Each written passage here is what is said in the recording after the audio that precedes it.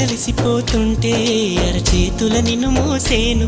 నువ్వు కథలు చెప్పమని అంటే మన కథనే వినిపిస్తాను. ఏ చింత లేదంటా నీ చింతనుంటే, ఏ భాగ్యం కావాలి నాకింతకంటే. ఈ దొరసాని నాలివేణి ఇక లోకంలో ఏదైనా పోతే పోనీ. ఏం చేసావు నా ప్రాణం